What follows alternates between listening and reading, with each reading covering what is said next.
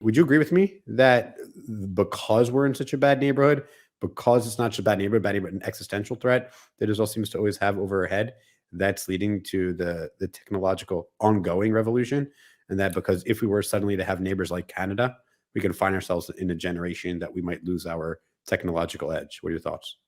So first of all, it's a really interesting point. I actually wrote an article many years ago on Mashable.com about the inverse correlation between innovation in Israel and terrorism. What I mean by that Mhm. is it's actually, no, I'm sorry, not the inverse. It's actually correlation. You would think there'd be an inverse correlation. You'd think the more terror, the less innovation because we're scared, we're Right. trying to survive, but it's actually the opposite. As you see terror increasing, you see innovation in Israel increasing, which is Right. fascinating.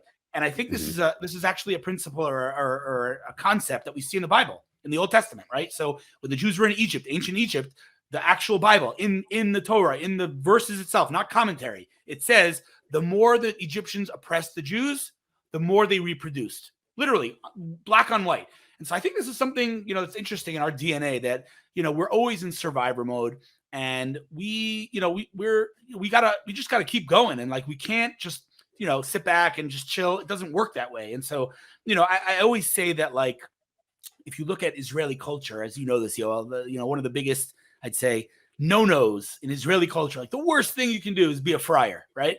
In other Mhm. words, Right. like a What's a sucker, right? fryer? A It's not right. sucker, Yeah, like, exactly. like I'm driving, and in most places in the world, maybe putting aside New York City, in most places in the world, if I want to switch lanes, I put on my blinker, and the driver in the next lane presumably slows down to let me in. In Israel, they speed up. You know why they speed up? I'm telling you the truth. This is going to sound ridiculous to you, but I believe this wholeheartedly.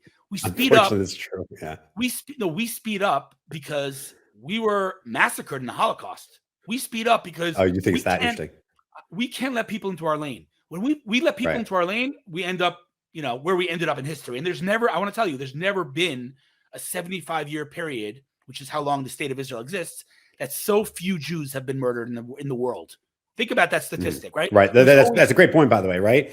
That's a fantastic Yeah, point. I never thought there of that, was, right? there were the pogroms, the Holocaust, the Inquisition. There was always something. And don't get me wrong. Obviously, I'm not. I don't know if we want to go into this, but I don't have. You don't have to tell me, what every life that's lost is and how it's a whole world. I know. Trust me. I learned it my own.